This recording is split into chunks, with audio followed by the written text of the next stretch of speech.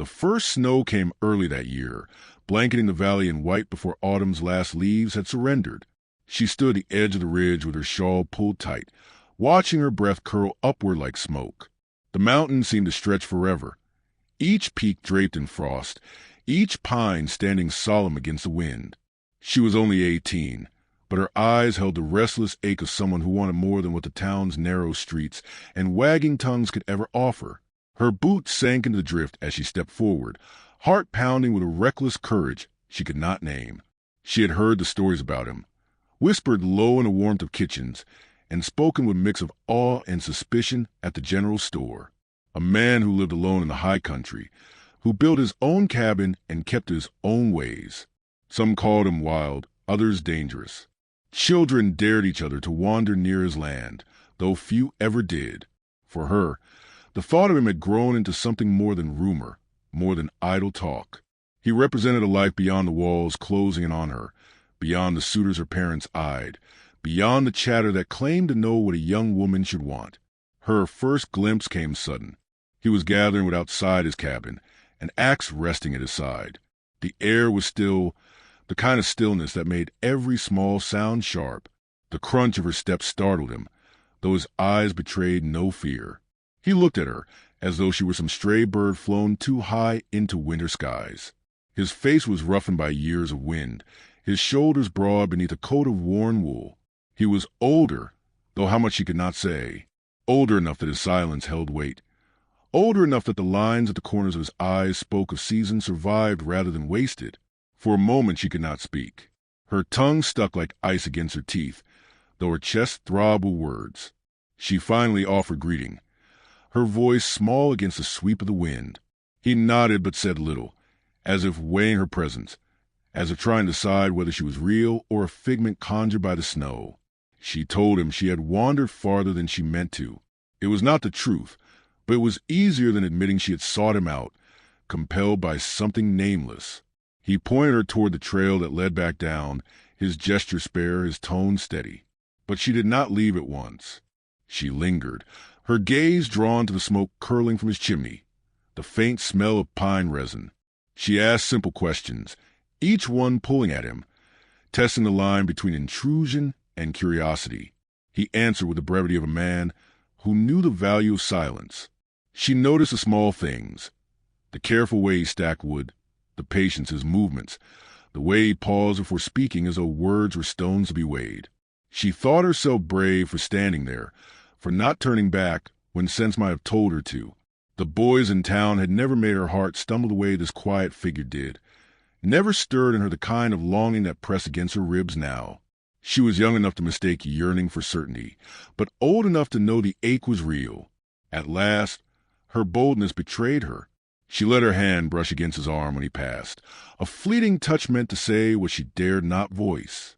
He froze, and for a heartbeat she thought he might return the gesture, might bend toward her. But his eyes held a storm she did not expect. Not anger, not desire, but sorrow.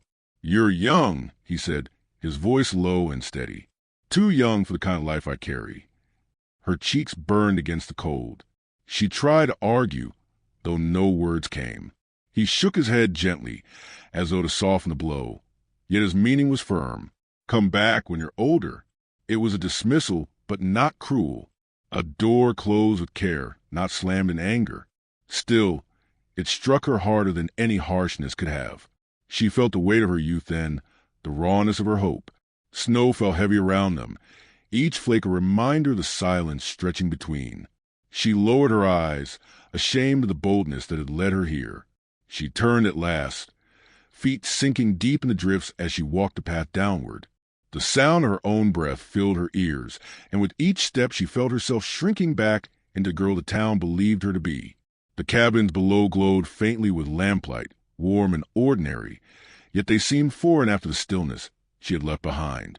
At the general store that evening, the women gathered near the stove cast their glances.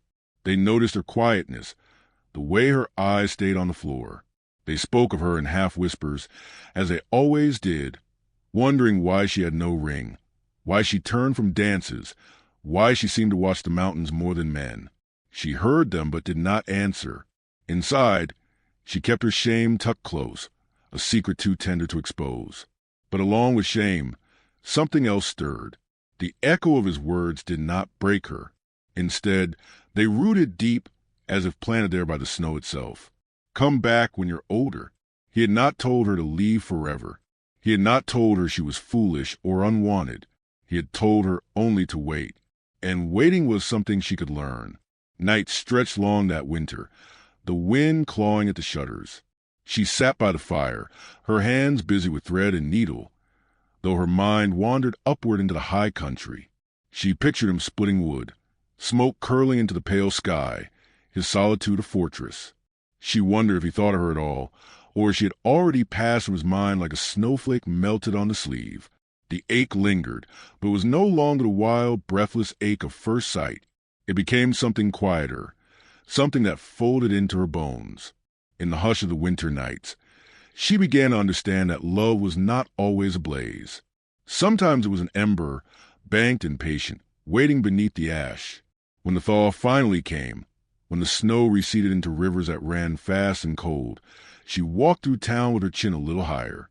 People noticed, though they did not know why.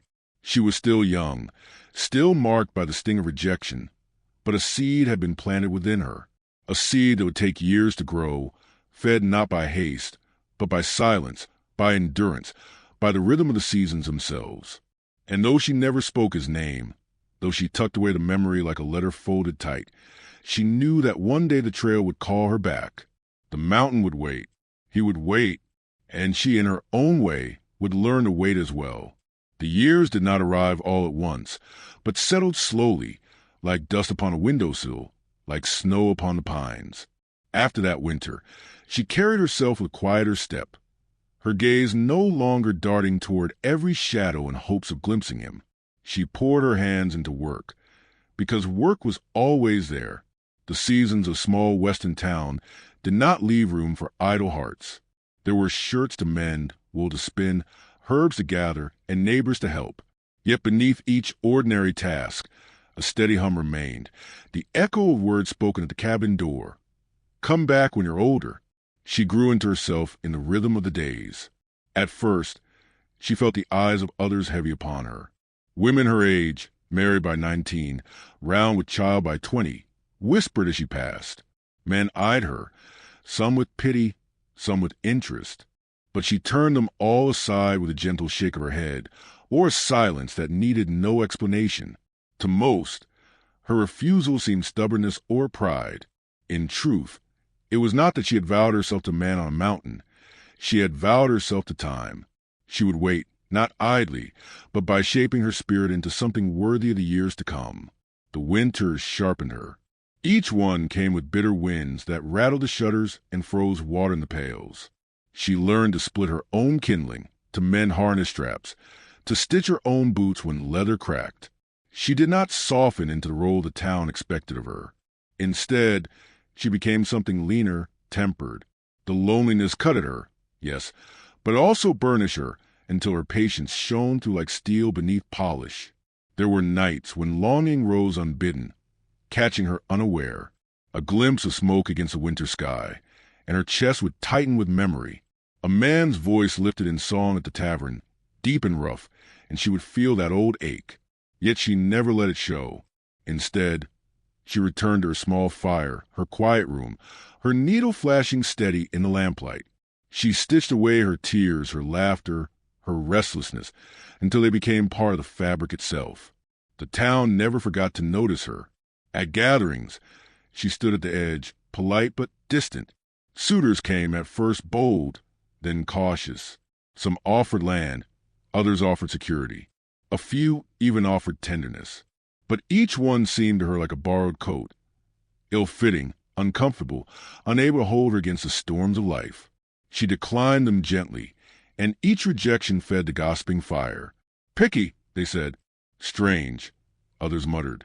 The bolder ones claimed she was cursed. She bore it all with a quiet dignity, though inside she sometimes longed for someone to see her not as a mystery or an oddity, but simply as she was. Years spun on. Her hands grew calloused, her back straighter. By 23, she had seen friends her age with 3 children tugging at their skirts. By 25, she had outlived her parents and was left with only a small plot and the company of her own resolve. People shook their heads and wondered aloud how a woman alone could endure. Yet endure she did, with a grace that unsettled those who had chosen differently.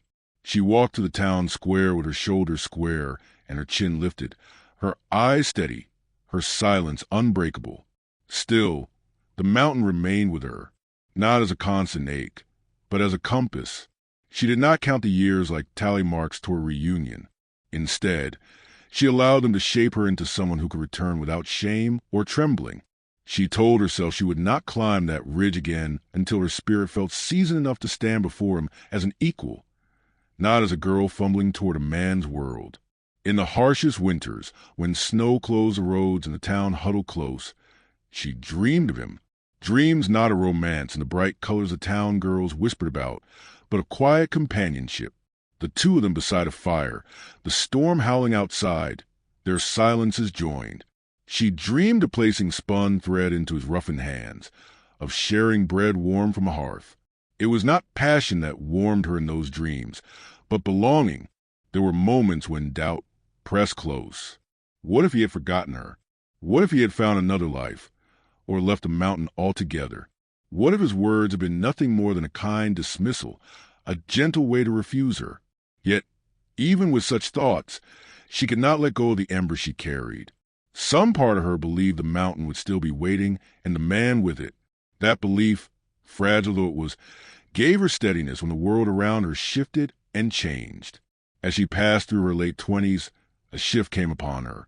The girl who once sought love like a sudden blaze had become a woman who understood the patience of seasons. She no longer shrank beneath the stares or whispers. She moved through town as though her silence itself were a cloak, a shield no one could pierce. There was power in being overlooked, in being underestimated. It gave her room to grow without interruption, to gather strength in the quiet.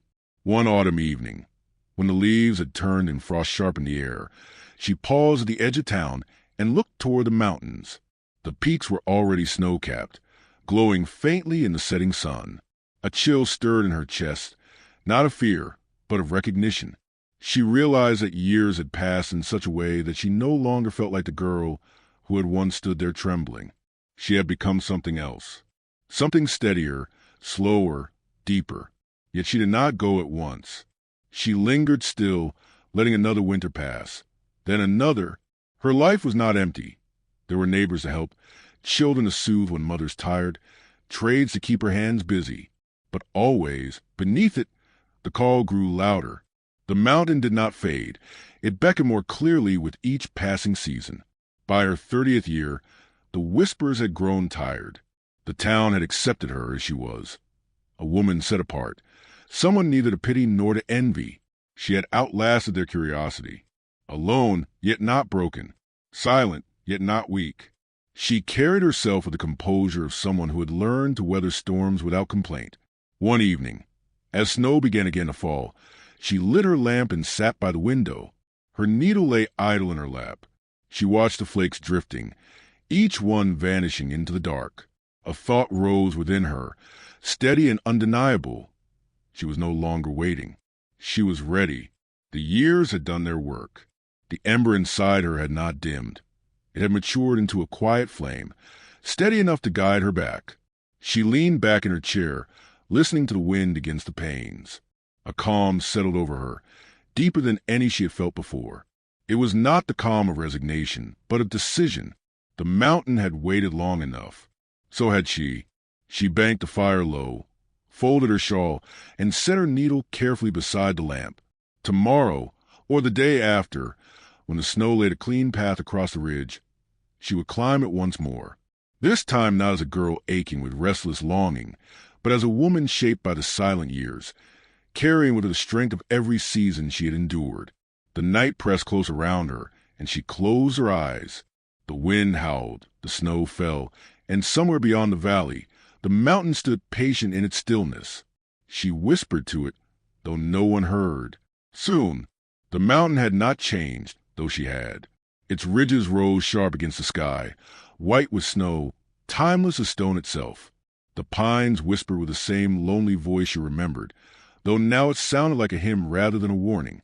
She climbed slowly, not with the reckless steps of 18, but with the measured pace of a woman who had learned to endure.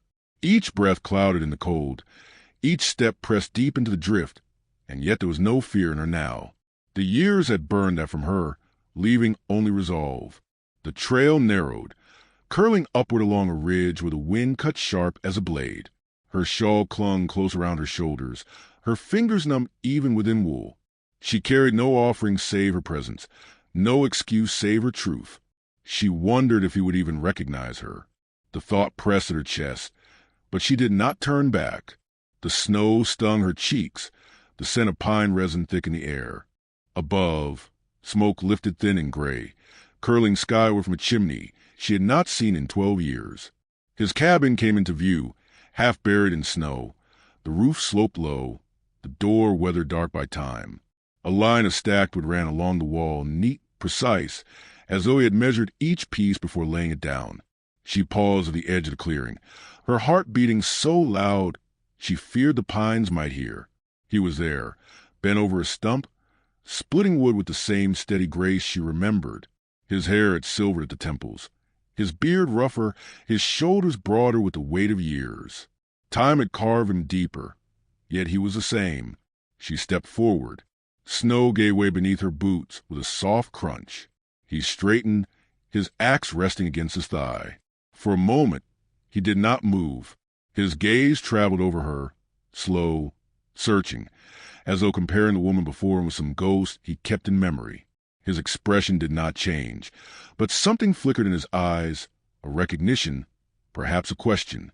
"It's been some years," she said, her voice quiet against the wind. He nodded, not hasty, not startled, as if he had always known she would return. "Years enough," he answered, the words roughened by silence. She wanted to say more, to spill out the long nights, the whispers she had endured, the patience she had carried like a hidden stone. But she did not. She only stood steady, her breath visible in the cold. It was not her place to plead. She had come to stand as she was. Nothing more. He gestured toward the cabin. "Come inside. You'll freeze standing there." The cabin smelled of pine smoke and leather. The fire crackled low in the hearth, throwing shadows across the walls. A kettle hung over the flame, steam curling from its spout. She removed her shawl, draping across the back of a chair, and felt the warmth seep slowly into her bones. The room was sparse but tended, each tool placed with care, each surface clean. It was a man's life, solitary but not careless. She sat at the table while he poured hot water into 2 tin cups. The silence between them was heavy, but not hollow. It carried the weight of years, of choices, of things unsaid. He set the cup before her and took the seat across. "You've changed," he said at last, his tone even. "So have you," she answered, though her voice trembled slightly. They spoke little at first. Words felt clumsy, unable to bear what had passed. Instead, she busied herself with small gestures. She pulled from her pocket a length of thread she had spun, fine and strong, and set it on the table beside his tools. His hand brushed it, rough fingers tracing the thread as though he were testing its truth. He did not thank her, but his silence carried a depth she recognized. Days followed, slow as snowfall. She stayed, though nothing was spoken of how long she would remain. She rose early, helped tend the fire, swept the floor, mended a tear in his coat. He watched her, his gaze quiet, measuring, not as one who doubts but as one who sees. She never asked whether he was glad she had returned. She did not need to. His silence, once a barrier, had become a space where her presence fit. Still, a tension ran beneath the quiet. At night, when the fire sank low, she wondered if he feared her presence would unravel the life he had built. She wondered if he thought her still too young, though the silver at her temples betrayed her years. Sometimes she caught him studying her, his eyes steady, his mouth set, as though weighing something he could not yet speak. She, too, wrestled with doubt. The mountain had shaped him, made him strong but also distant. Could she truly belong in a life so spare, so demanding? The town had been cruel in its own way, but it was full of voices, of color, of warmth. Here there was only snow, only silence, only the two of them. Yet when the wind howled outside and she sat by the fire with her hands busy in thread, she felt a peace she had not known in years. One evening, a storm blew fierce, rattling the shutters, filling the air with a wild chorus. She sat at the hearth, spinning, while he mended a broken handle by lamplight. Their silence was companionable, the kind that needed no breaking. Yet something stirred in her chest, an urgency that had nothing to do with storms. She looked at him, at the slope of his shoulders, the patience in his hands. "You told me once to come back when I was older," she said, her voice steady, though her heart beat fast. He set down the handle, his eyes lifting to hers. The lamplight caught the silver in his hair, the lines at the corners of his eyes. He did not speak at once, but the stillness itself was an answer, deep and heavy. "And you did," he said finally, his tone low. Her hands trembled slightly, though she kept them on her lap. She wanted to ask if it mattered, if her return meant anything more than a closed circle. But she did not. She only held his gaze, waiting as snow pounded against the cabin walls. He leaned back slowly, his eyes never leaving hers. There was no smile, no sudden warmth, only the steady recognition of someone who saw her fully. For the first time, she felt the years between them collapse, leaving only the truth of who they had become. The fire popped, throwing sparks. Outside the storm raged, but inside the silence thickened, rich and alive. She did not know yet what it meant, whether it was beginning or ending. But she knew one thing with certainty. She had returned, and he had not turned her away. The storm could rage all night. She was no longer afraid. The storm broke by morning. The sky stretched clear and sharp. The snow glazed over with a brittle sheen that caught the light. She rose before him, pushing the door open just enough to breathe in the cold. The air burned her lungs, crisp and clean, like something newly made. Behind her, the fire muttered low, and she heard his steady movements, the measured sound of boots, the scrape across the floor. Their life had fallen into a rhythm, not yet named, but undeniable in its constancy. She stepped outside, her shawl tight, and watched the mountain glisten. The silence pressed against her ears, vast and unbroken, until she felt him behind her. He said nothing. He never filled silence with unnecessary words. But she sensed his presence, steady as a mountain itself, and it rooted her more than any promise spoken aloud could. The days that followed bore the mark of that storm. They moved around each other with a gentleness that did not exist before. She felt his eyes linger a fraction longer when she bent to the fire. He allowed her hand to brush his when passing a cup. Nothing was claimed, nothing declared, but the space between them grew taut, alive, like a thread drawn through cloth. Still, doubt shadowed her heart. She lay awake some nights, listening to the wind scrape at the shutters, wondering if his silence was acceptance or hesitation. The years had carved him into someone who survived by solitude. Had she broken that solitude, or had she become part of it? She did not know, and though she had waited long, she feared still the sting of rejection, fear that all her years of patience might scatter like snow across the ridge. He, too, carried a struggle she could not see. His silence, though steady, was not without weight. He felt her nearness stir something he had long pressed down.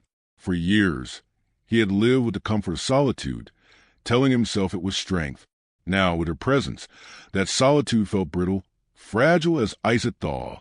He remembered her as a girl, bold and tender, her eyes full of hunger for the world. To see her now, older, steady, unbroken by years, that shook him. It was not youth's fire that lingered in her now, but a quiet strength that matched the seasons themselves.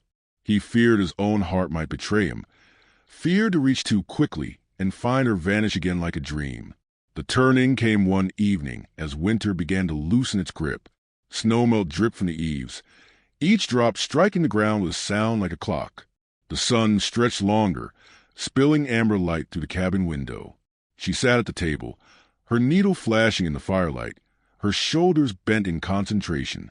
He worked at his bench nearby, shaping wood with a steady hand. The quiet was full, but not heavy.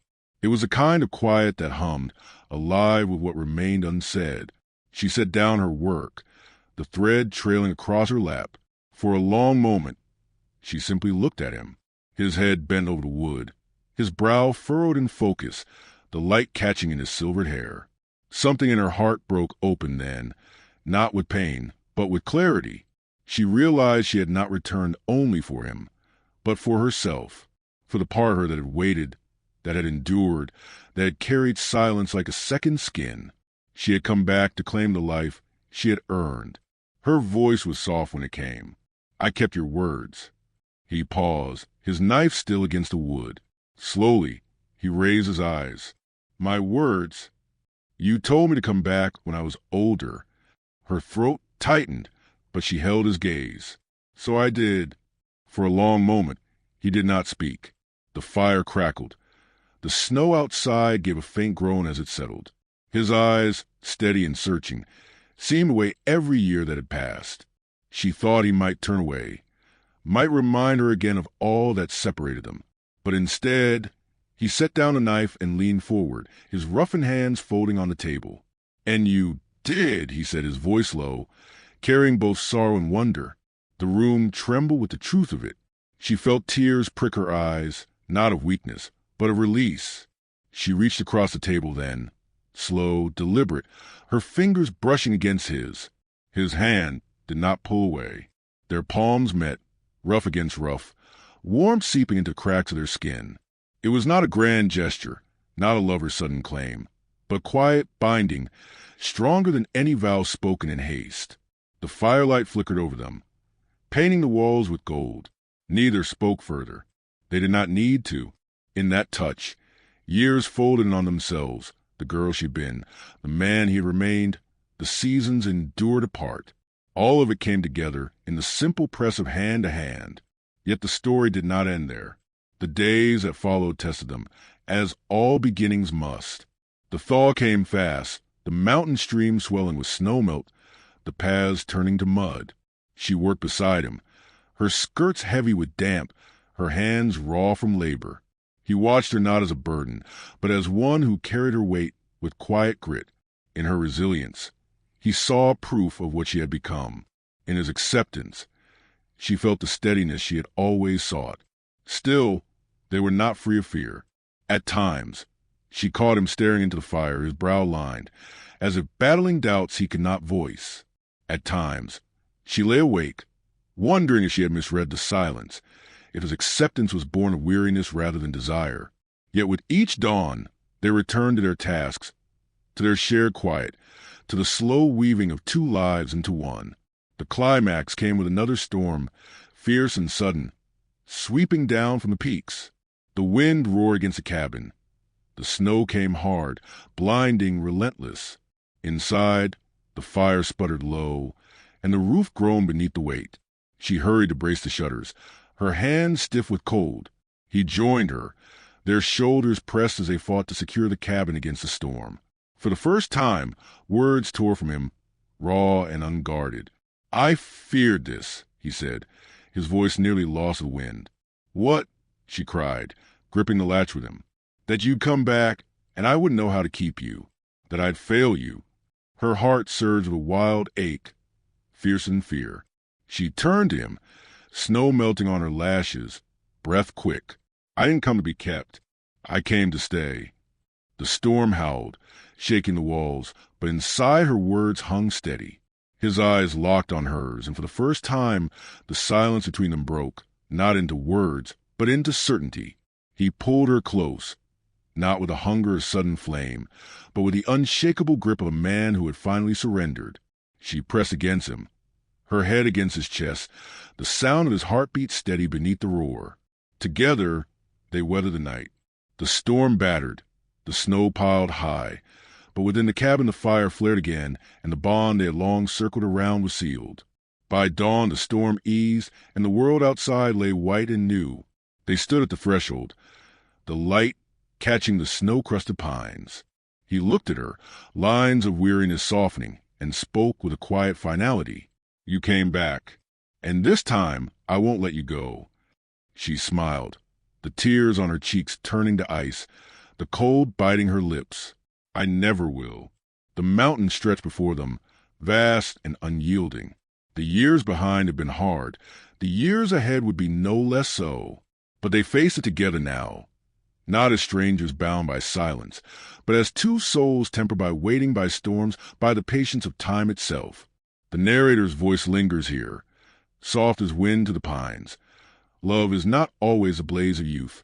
Sometimes it is the ember that survives a long winter, the quiet flame that endures storms and silence alike.